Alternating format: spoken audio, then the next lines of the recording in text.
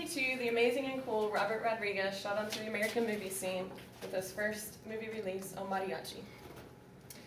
I happened to catch this film about a year later. I loved it. I've been an intrigued and loyal fan ever since.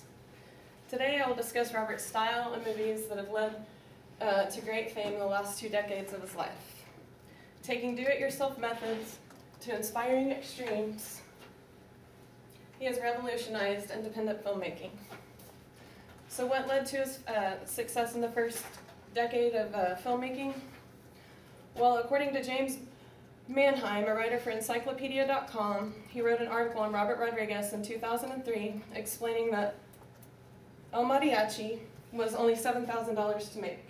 He also mentioned in this article that Robert Rodriguez had few props, one of being a turtle that he found, which I think that's hilarious. It's on his DVD.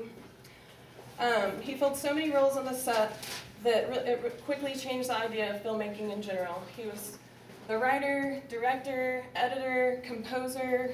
He made most all of his music in his films, which is cool. Special effects. He would fill these roles in most all of his movies to come for the next 2 decades.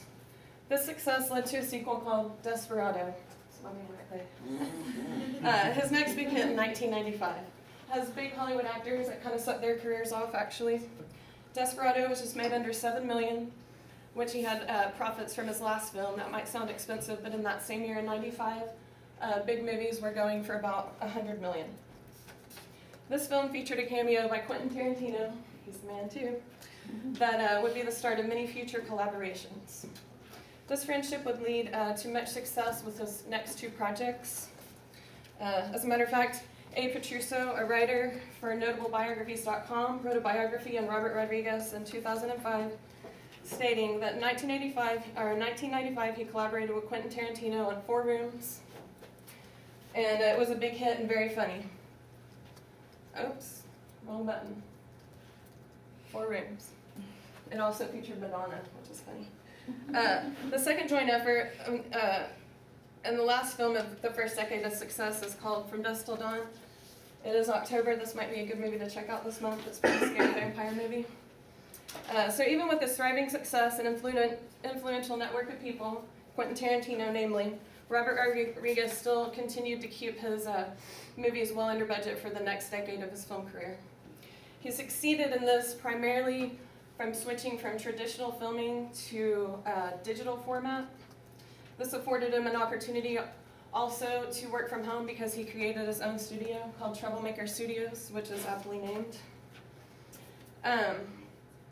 His next big hit, which was produced by his own studio at his own home, was Once Upon a Time in Mexico, Johnny Depp. This was a sequel to Desperado, so it was actually a trilogy, El Mariachi, Desperado, Once Upon a Time in Mexico. This was a really big hit. It still was under budget. It only cost $29 million to make. That's him and Antonio Banderas on the set doing the composing probably. They're both like checking it out. A&E Network published a biography on Robert Rodriguez in 2012 from biography.com that stated that audience... Ooh, my bad.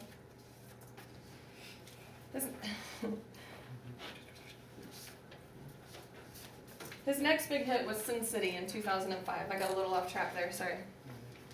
The new technology allowed him to create a virtual world of sin and corruption on a shoestring budget because he could work on Hollywood actors' schedules most of all.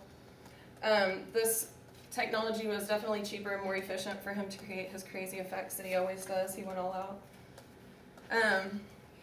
As a matter of fact, A&E Network published a biography on Robert Rodriguez in 2012 from biography.com that states that audiences flocked to see this hyper-violent movie starring many Hollywood actors. Bruce Willis there, as you can see. They're on the green screen. They don't have to travel anymore. They're at his home.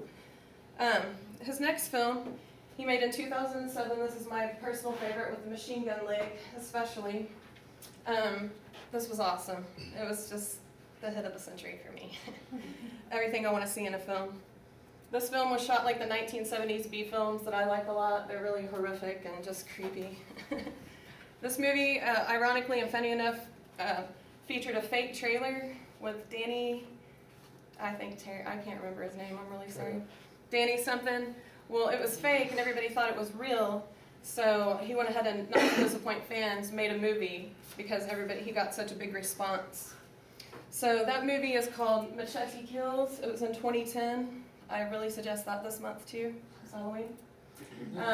This movie didn't disappoint me or any other fans. For sure, it's an exploitation film, really good to check out. So, as you can see, Robert Rodriguez has made many excellent movies on the low budget in the past 2 decades, and he's pretty much a virtual one-man crew. He inspires many people and sets high standards of independence in the film world.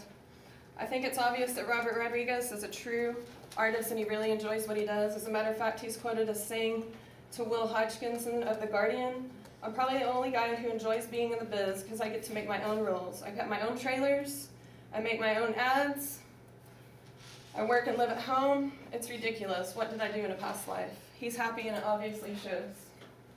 Thanks.